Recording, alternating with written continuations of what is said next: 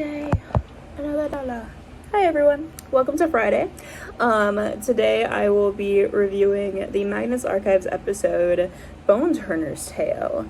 Episode 17, one of my favorite episodes because it has a beautiful storyline, and the date that's given is June 10th of 1999, and it's given by Sebastian Adekoya.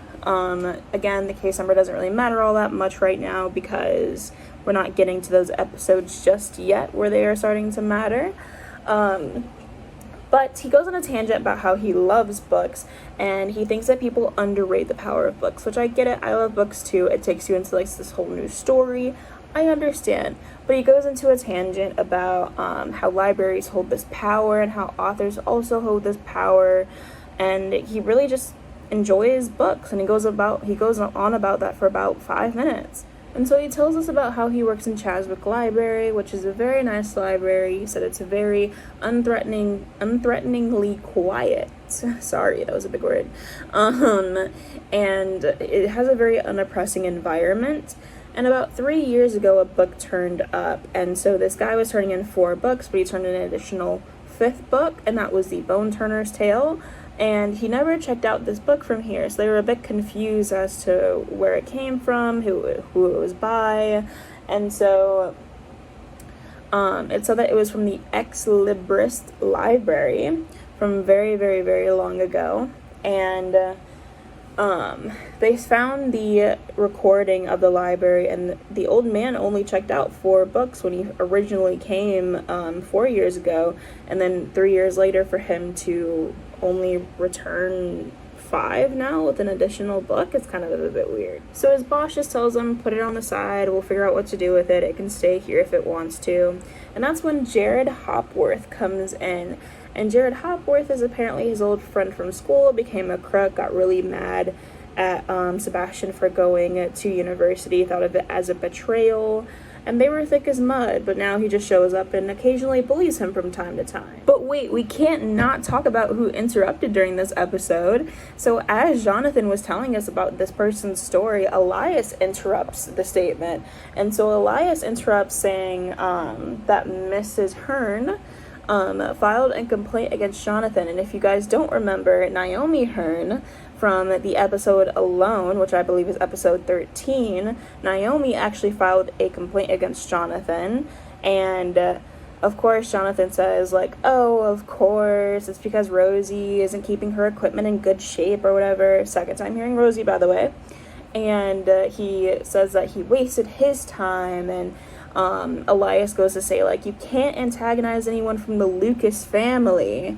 And apparently they are the founder of the institution, otherwise known as a Patreon of the institution.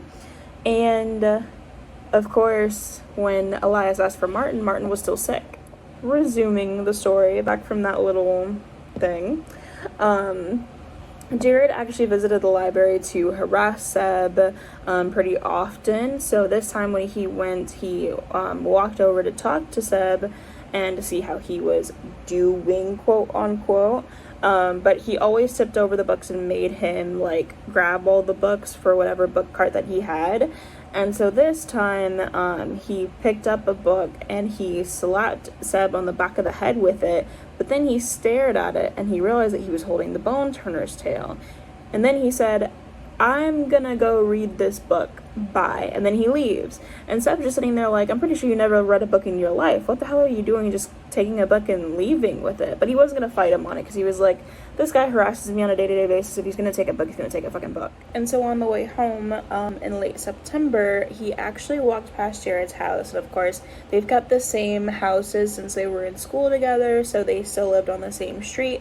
But as he was walking by his house, he sees under this orange light some weird like rat, and the rat is deflated in the back. It's a large white rat that is literally dragging itself. It didn't seem to be in any pain whatsoever. There was no blood or anything, but it was just slowly dragging itself past the light.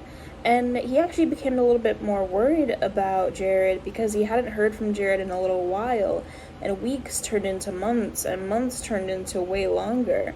And so he got this eerie feeling from the rat, so he decided, I'm not gonna go anywhere near whatever the fuck that is. Instead, I'm just gonna go home.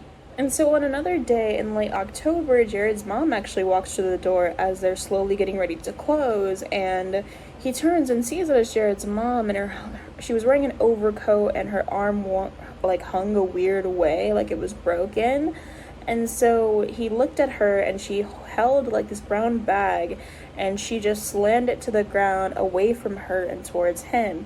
And he was like, "Are you okay?" And she was like, and I have the quote from this because I love to keep quotes, "Keep your books away from him." And then she spat at him, careful not to spit at the book, but to specifically spit at him. And she completely left. And so he grabbed it, he picked it up, he looked inside of the bag, saw it was the bone turner's tale, and he got really confused. And so he put it back onto the returns cart, and kind of felt like the book was a bit of a poison to the rest of the books, like there was some weird magic in it. And so that night it was actually raining really badly, and he was just sitting up thinking, should I have destroyed the book? Could it do something to the other books? And he didn't have the heart to completely destroy the books because he loved them too much to do that. But he brought himself finally at 2 a.m. to walk back over to the bookstore, so he took his little umbrella and walked over, but he still found himself soaked even though he used the umbrella. And he had the keys, so he did unlock it and open the door, and he reached over to the book cart and he felt this weird wetness on his hands. And so when he turned on his flashlight, he realized, oh shit, there was blood all over all the books in the cart except for the Bone Turner's Tale. The Bone Turner's Tale was actually bone dry, which is fucking crazy. And so as he takes some tissues and has some thick gloves on, he takes the book and he puts it on the table. He flips through some random pages and he realizes that the book is actually talking about someone called the Bone Turner, or otherwise known as the Bonesmith. And the Bonesmith in one of the pages was watching the pillagers walk back and forth, was weirdly talking about how their hands moved, how their eyes moved, their mouths moved. And they described the pilgrims from the Canterbury Tales, which the Canterbury Tales was always told to be unfinished, and he thought maybe this could be that missing piece. And so it talked in modern questionable English, and we were all trying to figure out, maybe this could be the Bone Turner's Tales could be the Canterbury Tales, but in a finished manner. That's what he was wondering.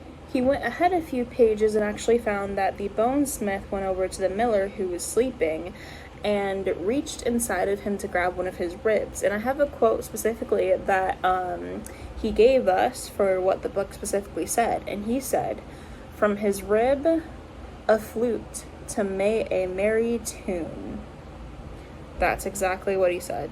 And he did say that the miller did not survive, and that this was on page 16 of the Bone Turner's Tale, which was a very, very thick book. And he saw that on the very edge of the label there was something under it, and so he lifted it up slowly, and he thought that it was a library from Scandinavia. But I bet you guys will know exactly where this is from if you've been paying attention to my other videos or have been listening along to Magnus Archives. It was Jürgen Leitner. So this is probably the second or third time that he's been mentioned as well. And then breaking into the window comes this long hooded figure that seemed exactly like Jared. And of course, this isn't the Jared that we would think that would show up every time a book would show up. This is the Jared from before. And so he comes in and he's demanding for the book back. And he's like, "You need to give me the book back." He's at a strange angle. His fingers are oddly sharp as well. And so he demanded for the book, and Seb said no. And every time Seb said no, he demanded even further, to the point where Seb punched him in the stomach. But when he punched him, he realized that his fist was completely getting swallowed by what it seemed like his ribs, and were completely going to get chewed off. So then he screamed, dropped the book, and then Jared grabbed it and ran out the door. And then he did try to run after Jared, but he just stopped because he noticed that the creature had more than the regular human limbs. And so he does end the statement by saying that he kind of just blamed everything on Jared when it came to giving the stories to the cops and everything. He kind of just said, oh, like, Jared broke in and, like, tried to steal cash from the register and stuff like that, and everyone did seem to believe him. Here are the important notes of this episode. So it very much, of course, makes Jonathan unhappy to know that there's 2 surviving books out there of Jürgen Leitner, and that he's very unhappy that this is a 17-year out-of-date statement. So he's very upset about that, and of course we'll tell Elias who interrupted that statement. And Tim and Sasha both cross-referenced the police report, and Jared was never found, and the book was never used. The book just kind of vanished along with Jared. And so in 2006, of April 17th, Adekoya actually ended up passing away in the middle of the road. No crushing marks or no trauma marks, but his body was just in a very mangled position. I hope you guys did like this episode, and stay tuned for the next one.